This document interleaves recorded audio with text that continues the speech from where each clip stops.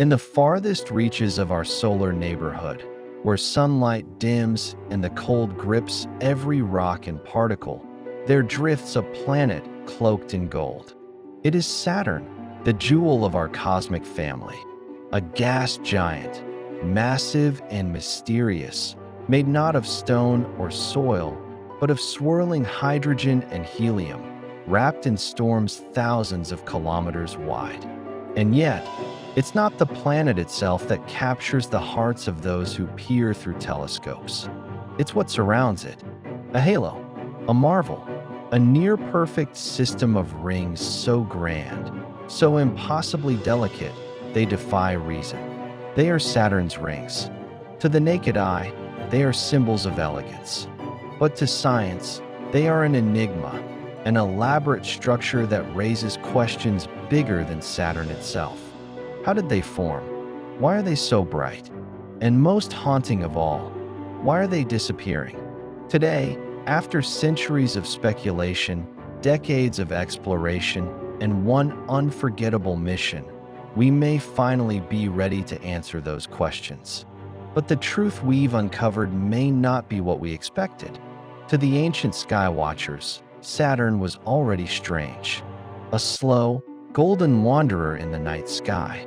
But in 1610, with the first telescope ever turned to the heavens, Galileo Galilei discovered something peculiar.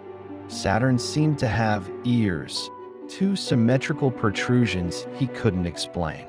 Over time, as telescopes improved, those ears resolved into rings, not solid structures, but bands of icy material encircling the planet in perfect harmony.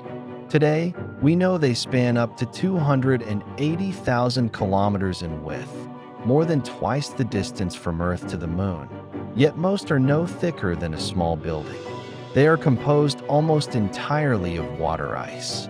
Each fragment, from tiny grains to floating boulders, orbits Saturn at immense speed. Billions of them, arranged in ringlets, ripples, and gaps, many of which are sculpted by the gravitational influences of Saturn's shepherd moons. These small moons orbit just inside or outside the rings, their gravity gently corralling the icy particles, maintaining sharp edges, and creating wave-like patterns that ripple outward like sound in a vinyl record. It is a celestial ballet, a frozen dance choreographed by gravity and time. But beneath this beauty lies something strange.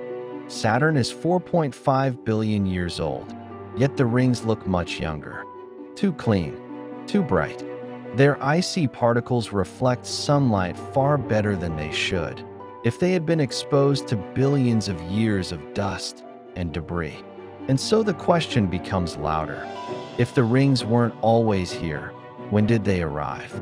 In 2004, after a 7-year journey, NASA's Cassini spacecraft entered orbit around Saturn. It would go on to become one of the most important missions in the history of planetary exploration. Cassini mapped storms the size of continents. It unveiled massive hurricanes at the poles. It discovered that Enceladus, a tiny, icy moon, hides a global ocean beneath its frozen crust and jets plumes of water into space. It revealed methane lakes on Titan, Saturn's largest moon. But perhaps its greatest legacy lies in what it taught us about Saturn's rings. For 13 years, Cassini studied them up close, imaging their structure, measuring their mass, and monitoring how they interacted with Saturn's gravity and magnetic field. In its final phase, dubbed the grand finale, the spacecraft performed a daring series of dives through the narrow gap between the rings and Saturn itself. There, it found something astonishing. The rings were vanishing, not instantly, not dramatically, but particle by particle, atom by atom. The rings were slowly falling into the planet, forming what scientists now call ring-ring. This process sees the ring's icy material spiral inward, drawn by Saturn's gravity and pulled along magnetic field lines until it disintegrates in the upper atmosphere. Cassini's measurements suggested that the rings are losing thousands of kilograms every second. If this continues, and all signs suggest it will, the rings could be gone in just 100 to 300 million years. Cassini also gave us a new estimate of the rings' age. Based on their brightness, mass, and erosion rate, scientists concluded they may be no more than 100 million years old. In planetary terms, that's recent. That's modern. In other words, we're living in the age of Saturn's rings. And it might not last. So where did the rings come from? If they weren't forged in Saturn's youth, what could have formed such a grand, temporary display so late in the solar system's history? One of the leading theories is as violent as it is elegant. At some point in the last few 100 million years, a large moon, perhaps a Titan-sized body, ventured too close to Saturn. Inside the Roche limit, the gravitational pull of Saturn becomes so extreme that a moon's own gravity cannot hold it together. The result? Catastrophic disintegration. The moon, likely icy, perhaps with a rocky core, was shredded. Its rocky interior fell into Saturn. Its icy outer layers scattered into orbit, forming a vast cloud of debris. Over time, that debris flattened into the rings we see today. Cassini's data supports this idea. The rings contain very little rock.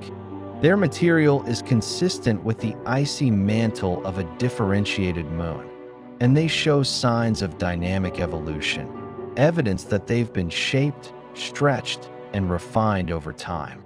Other theories suggest a massive collision between two moons or the capture and breakup of a large comet. But all versions of the story share a common thread. The rings were born in violence. They are the remnants of destruction, and they are not permanent. Saturn's rings aren't just a planetary quirk. They are a cosmic laboratory. They help us understand how matter behaves under gravity, how disks form and evolve, not just around planets, but around stars, black holes, and galaxies. The physics that shape Saturn's rings are the same forces that built solar systems and sculpted spiral arms of galaxies far beyond our own. They also remind us that the solar system isn't static. Moons move, orbits change, collisions happen. Even seemingly eternal features can be recent and temporary, and they remind us of timing. That we, the tiny creatures of Earth, exist in a narrow sliver of time, fortunate enough to look up or out and witness something that won't last. Saturn's rings weren't here forever. They won't stay forever. We're lucky, staggeringly lucky, to be here during the window in which they exist. Cassini showed us not just the facts, it showed us the fragility, the story behind the spectacle. Saturn remains, spinning silently in the void. A giant cloaked in gold, crowned, for now, by a halo of icy light. Its rings are magnificent, elegant, ephemeral. They are proof that the universe creates beauty not for eternity, but for moments. That even the grandest structures are shaped by destruction and destined to fade. Cassini's final plunge into Saturn was not just an end, it was a gift. A final embrace of the planet it loved, and a legacy of data that will shape our understanding of planetary science for generations.